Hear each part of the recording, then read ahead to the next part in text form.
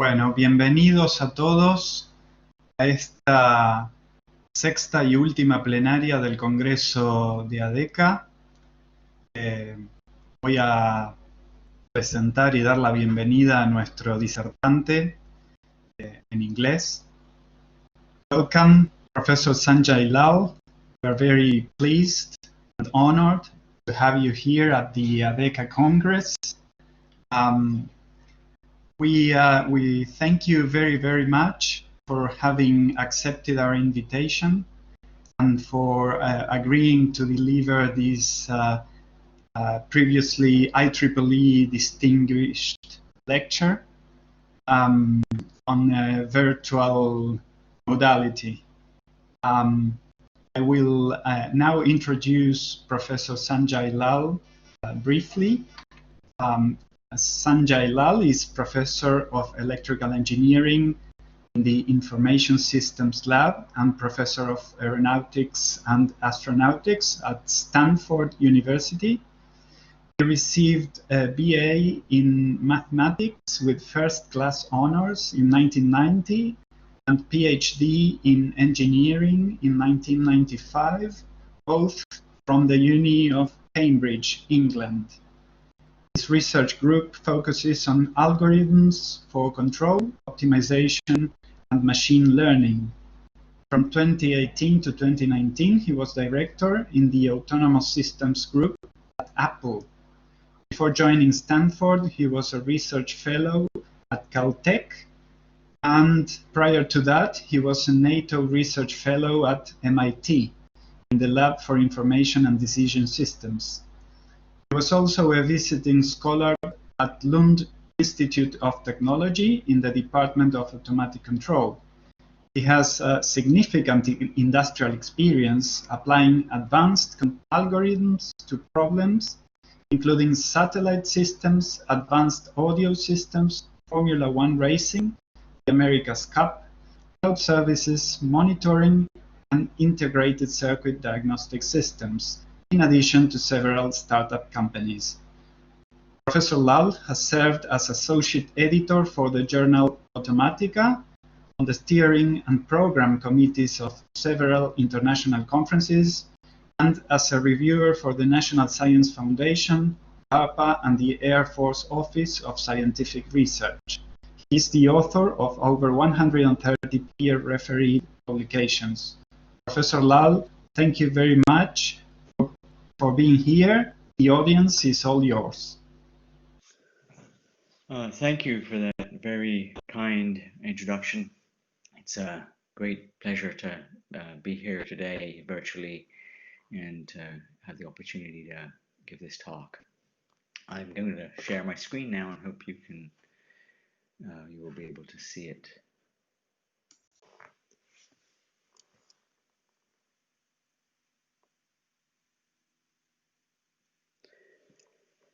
Okay, so the title of the talk is Computation of Decentralized Control Systems, and I'm going to talk about a few different aspects of decentralized control. And really this talk is based on work that's being done by me and my group and my students. Sorry, Professor Lall, we can barely hear you. Can you raise the volume? I don't know if I can raise the volume. I can talk louder. How about that? Yeah, that's much better. Thank you. Okay, so this talk is based on work that I've been doing with my students and my group over many years now. Going back to maybe at least 2008. And so there's a wide span of time in these topics that I'm going to present today. And also a variety of different special topics, including state feedback, output feedback, many players, nonlinear systems, and some quite general statistical theory. Can you see my slides? we are currently seeing the one that says topics, state Okay. feedback, output. Very good. The history of this work is goes back a long way. Probably the earliest reference that we would recognize as addressing a problem in control terms involving decisions made in the way that we do in the way that we think about it in modern control theory. It goes back to Marshak in 1955, and he really formulated the idea of multiple players trying to control a system, and he used the word team to describe this kind of system. And the idea that he brought to bear in particular was this idea of information structures, that the problem became complicated because not just because there were different players making the decisions, there were different decision channels, but also because each of those individuals knew different information about what was going on behind the scenes. And this was made mathematically more formal by the work of Radner in 1962, and he formulated a very fundamental class of problems called team decision problems. And those were very sort of prototypical problems, where multiple agents would be making decisions. It was a one-step decision problem that he was considering, and so there was hidden information. Each of the different players would take an observation of this information, partial observation, and then they would make a decision, and then there would be a resulting evaluation of performance, of the quality of their decisions in terms of some reward or cost function. And he really laid out the conditions necessary on such decisions for those to be good decisions, essentially optimality conditions. This sort of caught on in controls, and in 1968, Witzenhausen gave his very famous counterexample, and it was also it had a feedback control element to it. So there were what feedback meant in that problem was that the actions that were being taken at one stage affected the measurements that were observed at the next stage, and it was really only a two-stage problem that he was looking at. And even in such a very simple setting where there are two players and there's only two time steps, he was able to show that the problem was much harder than people had anticipated, that you could have a linear update rule, linear dynamics, and just a quadratic cost function, which we'd like to minimize, and Gaussian noise, sort of the simplest possible situation one could imagine. And yet the optimal policy was not linear.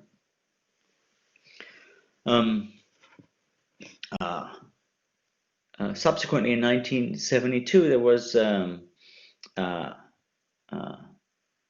breakthrough where it was shown that even though the general problem had this feature that nonlinear controllers were optimal, there were specific classes of problems called partially nested for which one could actually obtain the optimal policy. And that was work done by Ho and Chu in 1972.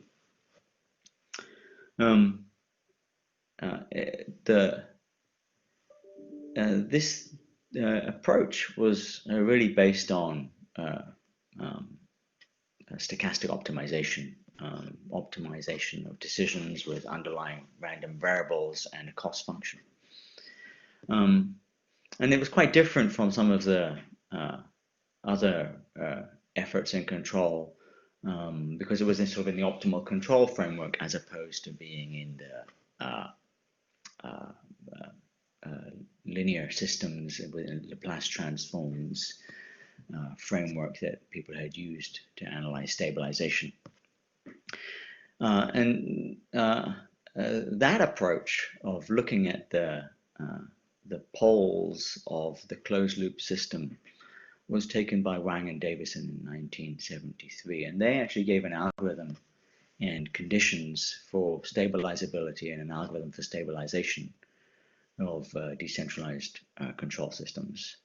And interestingly, their work did not require the partial nestedness that Ho had invoked. Now, in perhaps the next major result was 1985, when Tsitsiklis in Athens showed that the team decision problems formulated by Radner, this prototypical problem, was actually an NP-hard optimization problem. And so that in that case, they're looking at discrete decisions, discrete measurements. And what that really had the knock-on consequence of doing was of making it clear that the decentralized problems for Markov decision processes, stochastic to control with discrete information, was going to be a hard problem, had to be a hard problem. So I want to talk about a little bit of our work. And what we were doing was looking at, well, the linear system case initially. Here's an example of the sort of thing that we were looking at. This is a linear state space system in the usual form. X is the state, U is the control action, W is external noise, and Y is the vector of control measurements, and B is some noise on those measurements. And if we ask ourselves the question, well, we've got a quadratic cost function whose expected value we'd like to minimize, and there's a controller that can measure Y and choose U, we know the optimal controller is linear, we know it's rational, it has a finite dimensional state space, and this is all classical work that goes back to Kalman. If you split this problem into a multiple player problem in the following way, you take the vector of inputs U and you split it into two components, U1 and U2, and you take the vector of measurements Y and you split that into two components, Y1 and Y2. And you say that you're going to have two players. Player 1 is going to get to measure Y1 and choose U1, and player 2 is going to get to measure Y2 and choose U2. Well, this problem becomes a decentralized control problem, and it becomes much more complicated. And typically, because of the negative results that I presented on the previous slide about both computational complexity and nonlinearity, one imposes some additional structural assumptions on A, B, and C, which I'll talk about. So I want to start by just looking at the state feedback case. And here it is, the structured state feedback case that I'm going to tell you about. here we have state vector has also been split up into two components. So we think about two separate subsystems, one which has a state x1, the other has a state x2. And the dynamics of system 1, well, it's just x1 dot is a11 x1 plus b1 times u1 plus some noise. And the dynamics of system 2, well, there x2 dot is a21 x1 plus a22 x2 plus terms depending on u1 and u2. So we can see from this triangular structure of the matrices A and B that things in parts of the system influence other parts of the system in particular ways. The state of system 1 affects the evolution of system 2, but not vice versa. Control input U1 affects the evolution of both system 1 and system 2. But control input U2 only affects the evolution of system 2. So it's a structural system, and we can draw this block diagram over here where we can see that system 1 affects system 2, controller 1 affects system 2 and system 1, whereas controller 2 affects only system 2. And we're going to impose measurement requirements on the different controllers. We're going to have a controller 1, which gets to measure only x1 and choose u1, and a controller 2, which gets to measure both x1 and x2 and choose u2. We'll have the usual LQG cost here. It's written in this particular, but it's really just the LQG cost. The interesting thing about this graph, even though it looks kind of complicated, is everything goes from left to right. System 1 affects system 2, controller 1 affects system 1 and system 2, but controller 2 and system 2 are only affected by themselves and by system 1. So we might draw this as a very simple graph here where 1 points to 2, and that captures both the plant and the controller influence in this one nice simple diagram. So this is it's a structured control problem, and it's not at all clear what the optimal controller for it should be.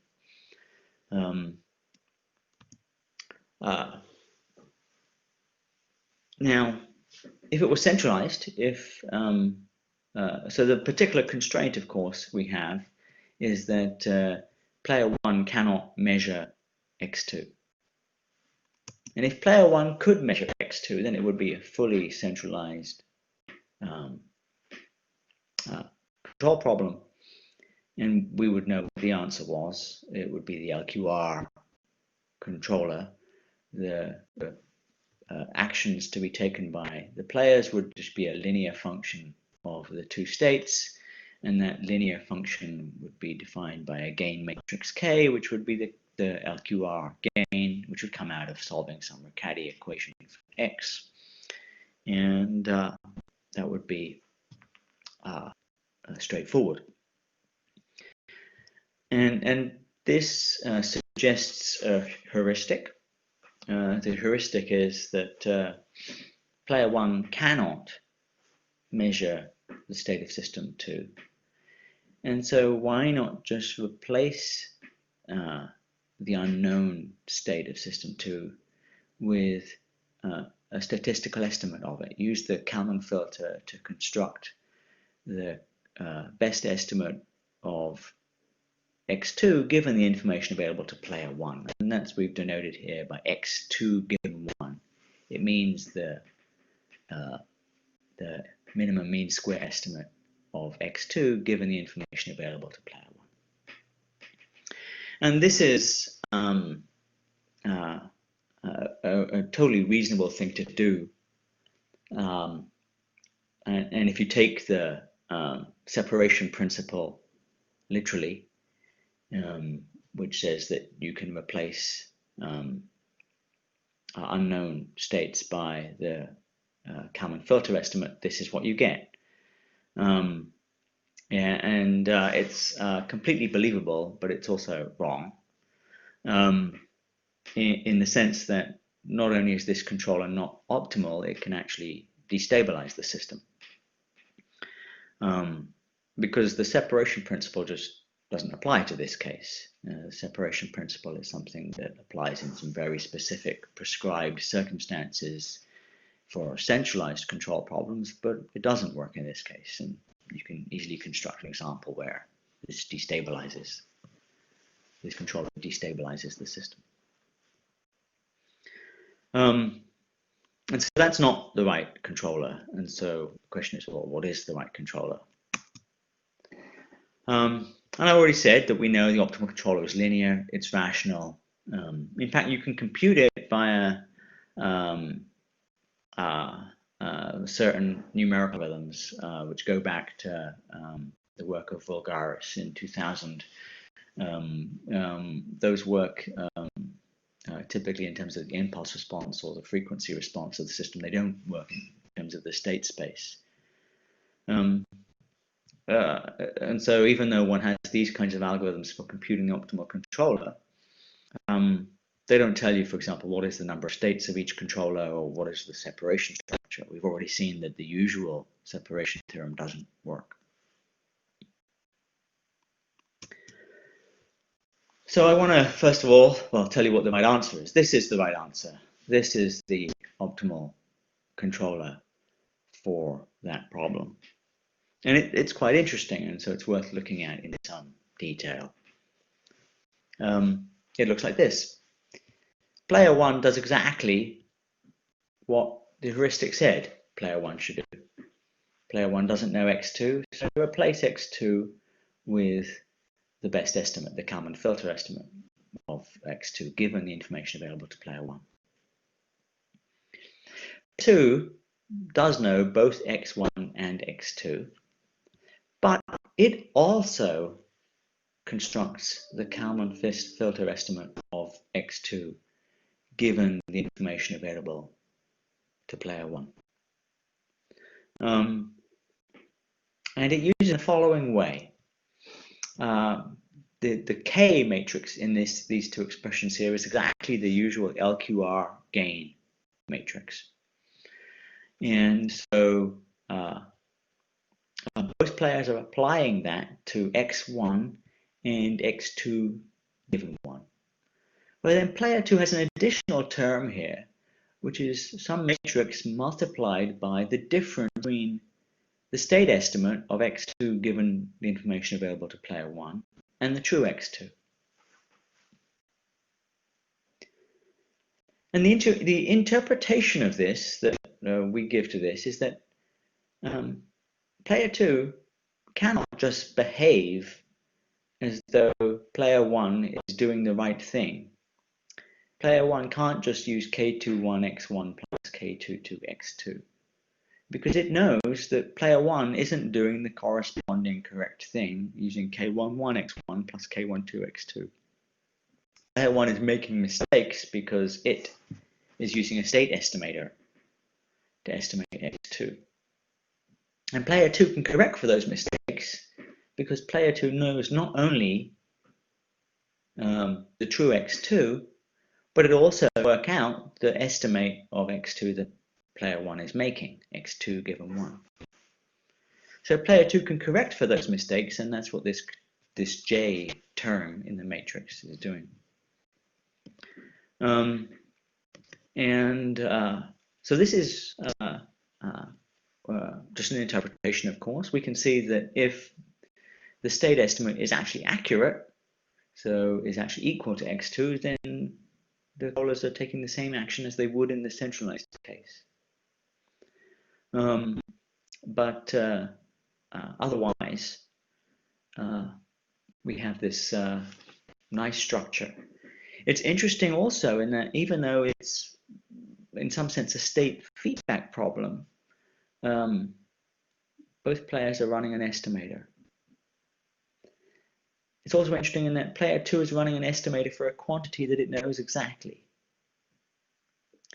and it's running exactly the same estimator that player 1 is.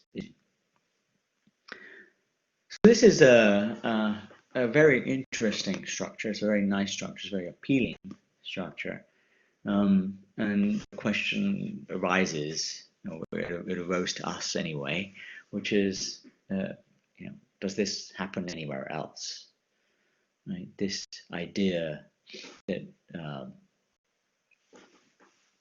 certain players that know more information should work out what the other players are doing in order to take account of that in their own actions. It certainly does show up elsewhere, and we're going to see some examples of that. And just to be totally explicit about this optimal controller, I thought I'd tell you what actually X and what actually K and J are. So K is the usual LQR controller for the centralized problem. It's ARE stands for algebraic Riccati equation. It's the algebraic Riccati equation which has A, B, Q, and R as its matrices. J is also an LQR gain. It's an LQR gain associated with just the second subsum. So you can compute it by solving the algebraic Riccati equation associated with A22, B22, Q22, and R22. So it's really a very nice thing that this system has this structure, and the optimal controller is very understandable.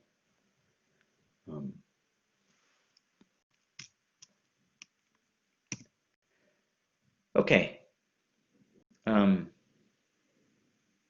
So we have the beginnings of a separation principle for decentralized control in this particular two-player situation. Very specific, but that was really that really inspired us to look more deeply at the problem, look at other problems, and see whether or not there's a separation principle that holds more broadly that we could apply to systems with more players and to more complicated situations. We know that for centralized control, the separation principle, what it's giving us is it's giving us a state estimate, which is really a minimal summary of the information available to the controllers so far. It summarizes all of the measurements that have been seen. And the optimal connection actually only depends on that summary. And there's also this additional feature that it has this ability to be updated as new information arrives. That's all we need to keep. In the two-player case, we've seen that the information summaries are different for the two players. Player 1 needs to know x1 and x2 given 1. And player 2 needs to know x1, x2, and x2 given 1 also. And so both controllers have states, even in this apparently state feedback-like problem. Both controllers have a number of states equal to the number of states of system 2.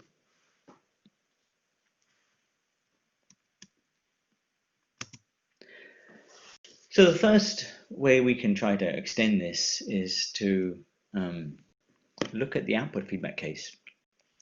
And so let's do that. That's the next step up in complexity. Here's the output feedback case. We've got now an output, a pair of outputs, y1 and y2. y1 is just an output associated with x1. It's just c11 times x1. And y2 is an output which is a function of both x1 and x2. And they're noisy. Same cost. This has the same graph. Right? One can measure y1, which depends on system 1. And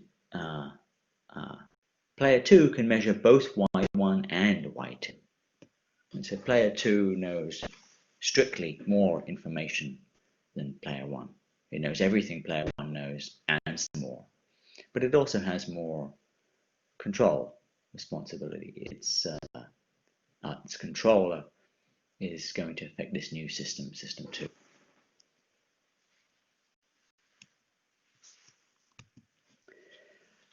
Let's just say what the controllers are.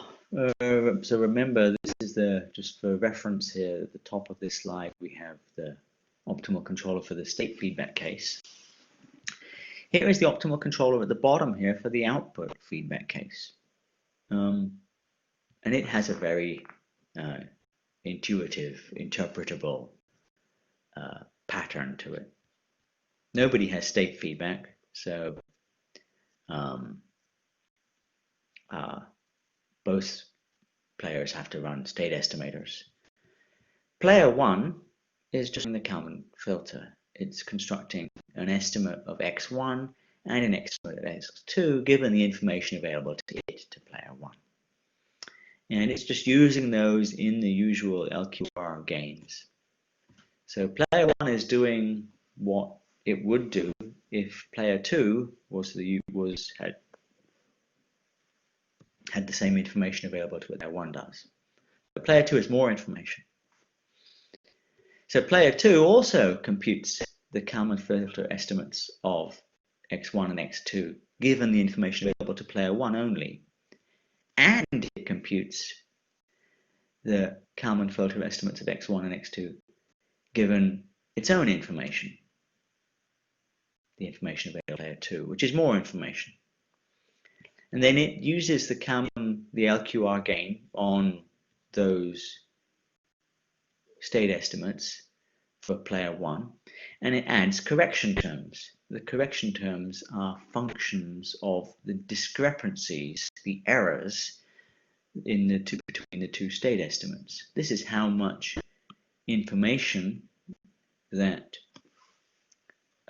this is the discrepancy between the information available to player 2 and the information available to player 1.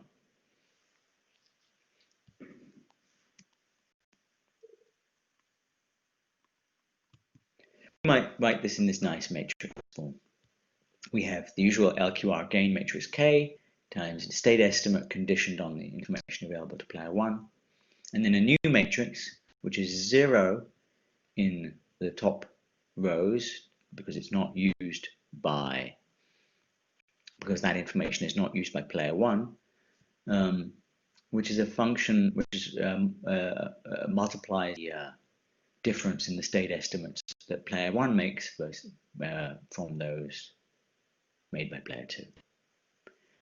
The nice thing about writing it like this is that it exactly specializes to the state feedback case. You can apply this same formula to the state feedback case and it will work.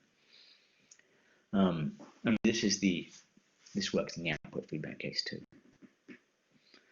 So we're starting to see that this principle that player 2 should correct for measurement for mistakes made by player 1 actually works in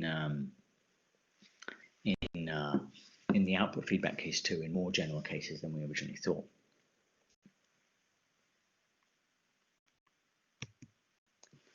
And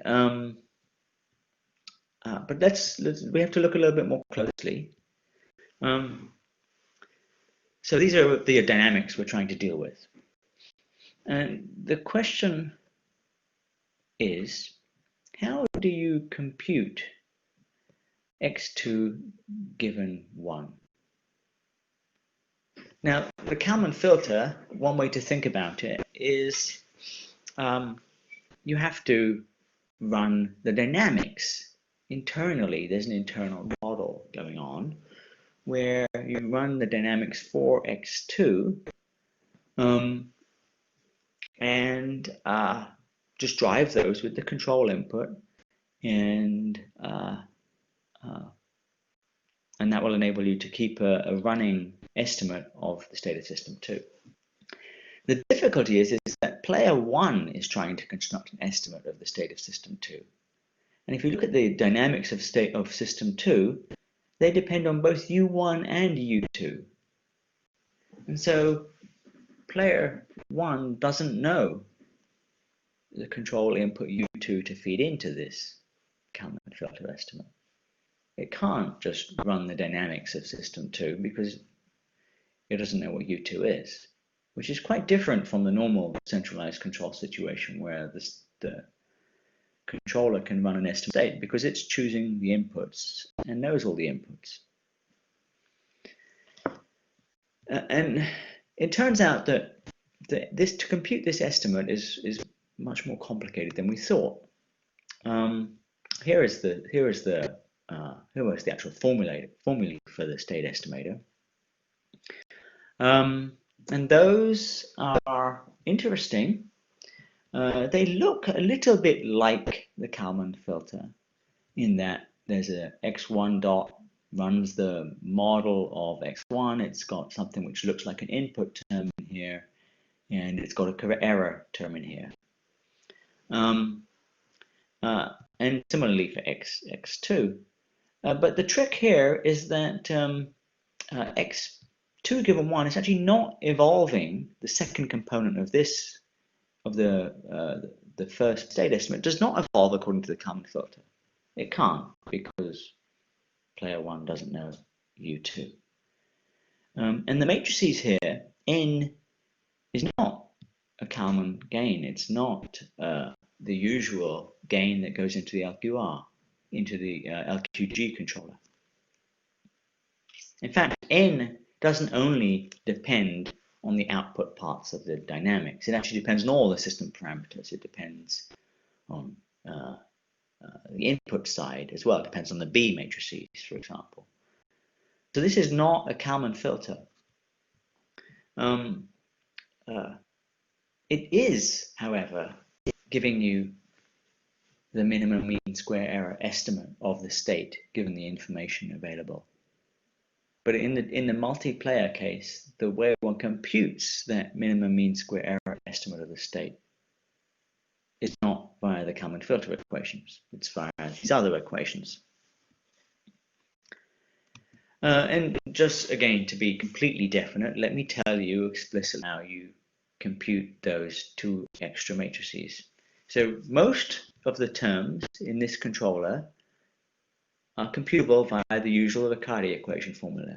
There's a K, a J, an L, and an M, which are controller gains and filter gains, which come out of Riccardi equations. Some of them are associated with, 2 of them are associated with the full system.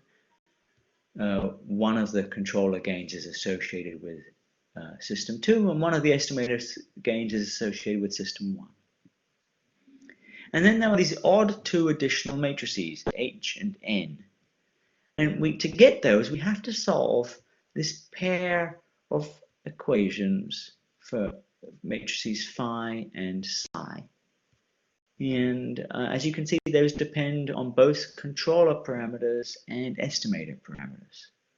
Right? They depend here, there's a J here that's going into this.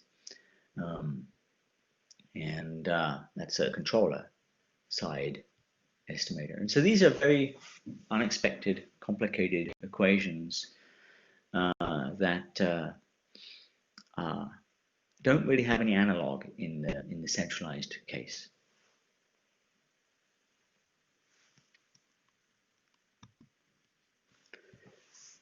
So just to take a slightly higher level view, the separation principle that we're starting to see come out of this. In the state feedback case, we've said what it is. In the output feedback case, player 1 needs to know an estimate of the state given its information, and player 2 needs to know an estimate of the state given its information and an estimate of the state that player 1 is going to make. And we can see that the state feedback case is really a special case of the output feedback case. If we count states, well then we think about system 1 as having N1 states and system 2 as having N2 states. then player 1's controller has n1 plus n2 states, which is just n states, and player 2's controller has 2n states. So we're seeing that player 2 has a more complicated controller as well. Yeah, this is some mathematical details of how we actually did the construction, which I think I will move past. Yeah, I've already said the number of states. Of course, one could implement this via communication, right? Instead of controller 2 having to recompute or itself compute the state estimates that player 1 is computing, player 1 could just communicate those to system 2, and that's another interesting aspect of the problem is how it changes in the face of communication. So I want to look at extending this further. Let's look at more general graphs. The class of systems that we can do this for is not all graphs. The class of systems we can do this for is what's called transitively closed graphs. So these are directed acyclic graphs where whenever you have a path between two vertices, you also have an edge connecting those two vertices. And so without this edge from 1 to 4, this would not be transitively closed, but as long as we have this edge, then it is transitively closed. Associated with the graph, there's a set of sparse matrices which represent the adjacency of nodes. And so here we have a 0 here because 2 is not connected to 3. And so this is the same sparsity that's induced by the adjacency matrix of the graph. And this is an algebra of matrices. In other words, if I've got two matrices which have this sparsity pattern, I can add them and I can multiply them, and I will preserve that same sparsity pattern. And so the class of systems that we're looking at is going to be systems where the A matrix, the B matrix, and the C matrix all have this sparsity pattern. They're all in the algebra. And there are some interesting graphs that have this requirement of transitive closure. So here are all of them with 4 nodes. You can see it includes things like these diamond patterns where things split and come together, or these 2 separate things that feed into 2 separate controllers. It includes paths. It includes these kinds of Y-shaped graphs, things that come together, things that split apart, Y-shape coming together, Y-shape splitting apart.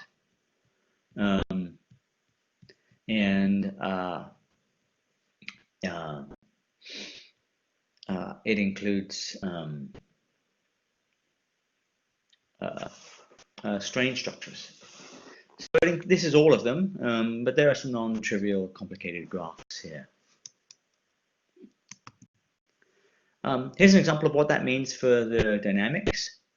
We might have dynamics like this, where x1 just evolves by itself, affect u1.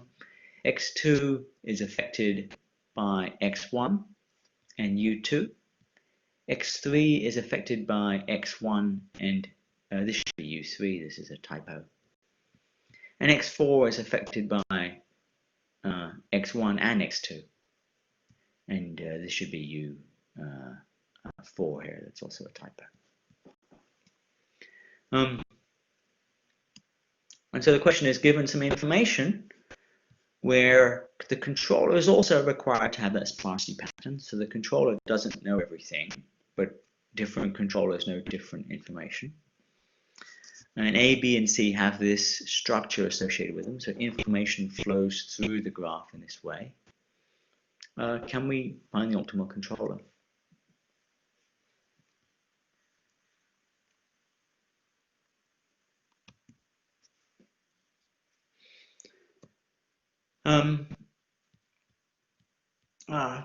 Here's an example. So before I give the general expression or the general idea behind this, let's just look at one particular controller. So this is the path. We've got 3 controllers. You can see that there are terms that are coming into this that we sort of recognize. One is we have all of the estimates of the states given the information available to player 1. And then we have error terms. This is the true knowledge of system 2, of the state of system 2, which player 2 and player 3 both know. And this is the estimate of the state of system 2 given the information available to player 1. So this is some sort of information discrepancy. This is the error made by player 1 that player 2 and 3 could know. And here we have a similar thing. This is the estimate of the state of system 3 made by the information, given the information available to player 1 and player 2 in particular here, which contains the information available to player 1. And we're looking at the discrepancy between that and the estimate of system 3 given to player 1. So this is an estimate error that system 2 can compute. System 2 can compute its estimate of state of system 3, the estimate of system 3 that player 1 makes, and look at the error player 1 is making. And similarly, there's an estimate of that player 3 can compute, an error that player 3 can compute. This gives us a structured controller where player 1 has n2 plus n3 states, player 2 has n2 plus 2 n3 states, and player 3 also has n2 plus 2 n3 states. We can look at other examples as well, and we'll see this very similar structure. Players further down the graph are correcting for the mistakes of their ancestors, because they can work out, they know more than their ancestors, they can work out what mistakes their ancestors must be making, and they can take actions to compensate for those mistakes. And there's an explicit formula here, but the key interesting thing is not so much the explicit formula for the controller, but the structure of the error computation. Each player looks at the state estimate made by its ancestors and the state estimate that it would make, knowing that it has the information that its ancestors has and its own new information, and looks at the error between those two quantities. And that's how the controller is structured.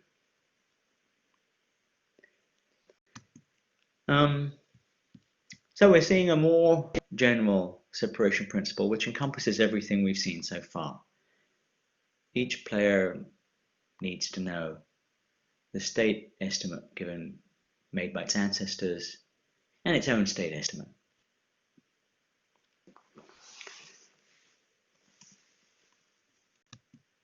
Now let's look at an example. Here's a fun example. We've got 2 point masses, and so very simple dynamics, completely decoupled dynamics, and we're going to have a cost function where so x1 and x2 are the positions of the 2 masses, and so the objective is to keep them close together. So we minimize a cost which has a large weighting on x1 minus x2 squared. And then we have a small weighting, only 1, on the sum of squares of all the states, both the positions and the velocities of the masses. And that's simply to ensure stability. And then we have some penalty on the control action. And up here at the top, we have the behavior of the centralized controller. And it's worth looking at in some detail. So what's plotted here is x1 is this orange curve. It's the position of mass 1. And x2 is this blue curve, the position of mass 2. And here the black curve is x2 minus x1, the difference between their two positions. That's the thing we're trying to keep small. And the way this system is driven is that at time 50, we apply a force, just a pulse, a kick, to mass 1. And then at time 200, we apply a kick to mass 2. And then at time 300, we kick both masses. And here we can see the resulting behavior with the centralized LQR controller. We kick mass 1 at time 50, but both mass 1 and mass 2 move because the controller can see that mass 1 is being kicked, both controllers, because it's a centralized controller, and both of them, and it will therefore move the masses to keep them together. It will move mass 2 to keep up with mass 1, and it will slow down mass 1 as well. And the same thing at time 200. And at time 300, both masses are kicked, they both go off. The controller has very little incentive to start pulling the masses towards each other because they've both been kicked. They're both going to go off together anyway. And so very little control effort is exerted, and the controller, the masses wander off together but stay close together. Here, if we look at what the decentralized controller does, it does something different. At time 50, mass 1 is kicked. Player 1 can see that, and player 2 can also see that. Player 2 has all the information available to player 1. And so this is very much like the centralized case. Both players know that mass 1 is being kicked. Mass 1 is slowed down, mass 2 is speeded up, and they stay roughly together. Now at time 200, mass 2 is kicked. The blue curve is kicked upwards. This player 1 does not know that. The controller for player 1 just keeps on bringing player 1 back to mass 1 back to the origin. All of the responsibility for keeping the masses close together falls on player 2, and it applies a lot of force to the second mass to keep it close to the origin. At time 300, both the masses are kicked, and we see this behaves rather like the first situation. Player 1 doesn't know that player 2 has been kicked, and so it has to push the mass back to the origin.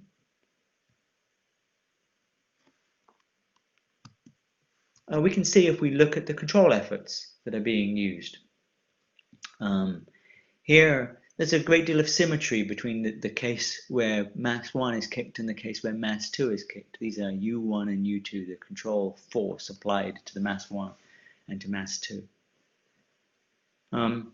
Here, in the first case, it behaves just like the centralized controller. In the second case, where mass 2 is kicked, player 1 doesn't do anything because player 1 doesn't know. Player 2 has to put a lot of extra effort in to bring mass 2 back to the origin.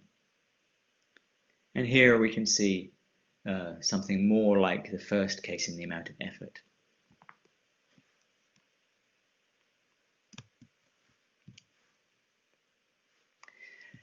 It's also worth looking at this in terms of a performance trade-off curve. We can look at the mean square control effort, the sum of the squares of the U's, versus the mean square relative position error.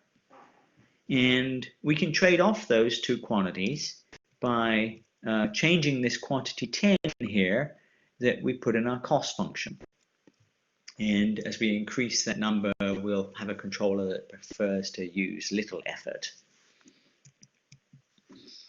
And that will move the controller along this Pareto curve. And you can see that if I compare the centralized controller performance with the decentralized controller performance, they're really very similar. The centralized, and when you switch to the decentralized case, you've got a controller which has a little less information, but really it doesn't perform that much worse without that information than the centralized controller. Now, the vertical scale is the mean square effort. So when we think about the mean square effort, it's the sum of the mean square effort by player 1 and the mean square effort by player 2. And we can so therefore split that and look at the components individually. And so this is the decentralized control, and we split up its effort into the amount of it that's done by player 1 and the amount that's done by player 2. And you can see that most of the effort is done by player 2 in the decentralized case. The effort ratio is about 3.5. 3.5 times more effort is made by player 2 than by player 1. That doesn't tend to vary very much based on where you are on this Pareto curve, although we don't actually know why. But we do know why player 2 has to do more effort than player 1. It's because player 2 knows more. Player 2 has to correct for the mistakes by player 1.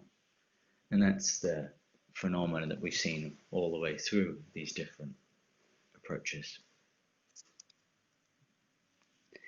Okay, I think this is a good point to stop and take questions.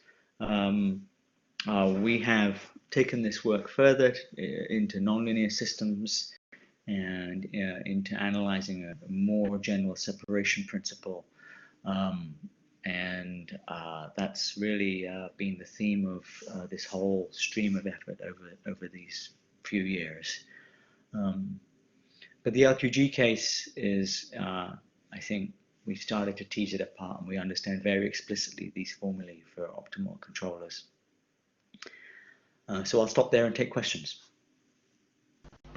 Okay, thank you. Thank you very much.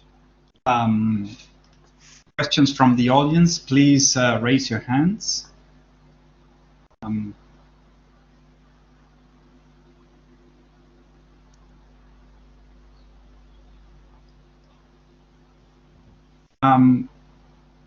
I do have one question. Thank you very much first for this very clear and understandable talk. I would have been really interested to see your results on nonlinear systems, but yeah, we're running out of time. You did well to stop there and ask for questions. I would like to know if when you showed those graphs, all the graphs with 4 nodes, and you said that the types of graph that you are considering are the ones where every path has a corresponding edge. But when you showed all the possibilities with 4 nodes, were some edges missing, or did I miss something? No, sorry, I didn't make that very clear. Yeah, that's sort of convention in that because they're transitively closed graphs, one leaves out the edges associated with the transitive closure. So those are the edges, but there are additional edges that are correspond to the transitive closure. The reason you don't draw them is that you can work out what they are from looking at the graph. And so that's when one draws these graphs, one doesn't draw the self loops and one doesn't draw the transitive closures. But you're right, okay. Those edges are there. Okay, yeah, I understand. Okay, well, the audience is a bit shy, so I'll keep asking questions myself until anyone raises their hands. For the linear case that you showed, all the calculations are computable because you can solve the algebraic Riccati equations and you know how to solve them, right? So in the nonlinear case, how is that approached? Yeah, so in the nonlinear case, we end up with results that look very similar to the structure that one is able to say for POM-DPs. So so in the linear case, because it's linear, we can give explicit formula for the state estimates and for the optimal controller. In the nonlinear case, even in the centralized case, you can't give explicit formulae for the state estimates and for the controller beyond saying the state estimate, the optimal controller comes out of solving a dynamic programming equation, and the optimal filter comes out of solving a stochastic filter, a Stoyanovich filter. And so in our case, we do exactly the same thing. We can say that in the nonlinear case, the optimal controller comes out of solving a set of dynamic programming like recursions, and the optimal filters come out of solving things that are rather like the Stoyanovich filter. Okay, thank you. We have a question from Hernando Batista. Yes. Hello, thank you for your interesting talk, very illustrative. I have some technical issues, particularly from the first slide, when you estimate x2 from x1, because the system looks to be unobservable. So I would like to know, or perhaps I do not understand well, how do you estimate x2? I'm sorry, could you say that question again? I didn't quite hear. My question is about the estimation of x2 from x1 in the first slides. Right. Yeah, so I don't have a slide giving the explicit state estimator in the state feedback case. There is a slide giving the state estimate in the output feedback case, which I can bring up. There it is. Here, let me share my screen again.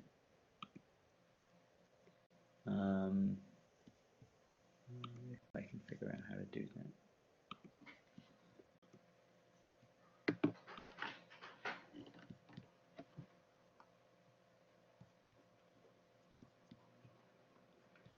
Can you see my slides? Okay. So here's the state estimator for the output feedback case. For the state feedback case, it becomes extremely simple because x1 does not affect, has very little effect. System 2 and System 1 have this very specific triangular structure, and so player 1's estimate of x2 becomes these equations reduced to a very simple set of equations.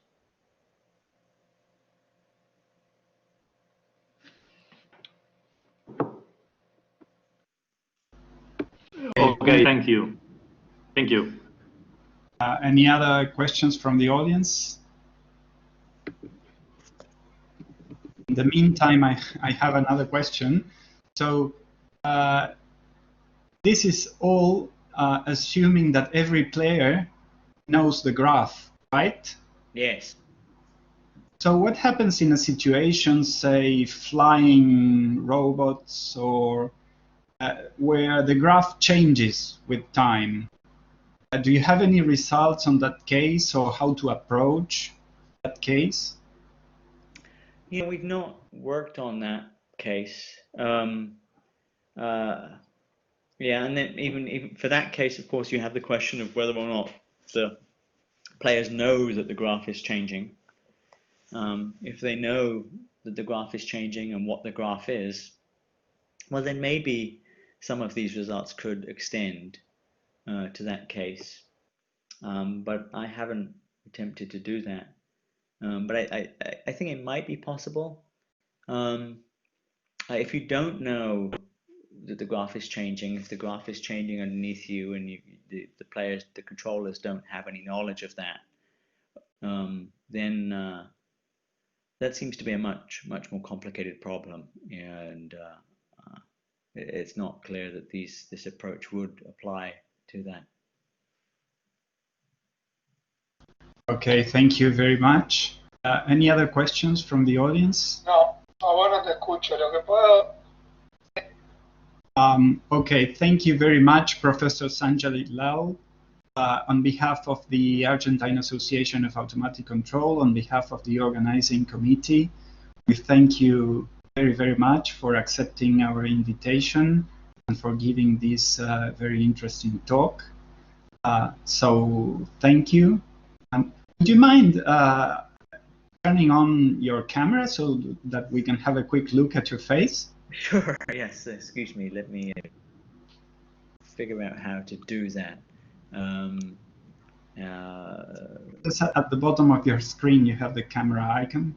I haven't tested this. I have not used this Blackboard system before, so this is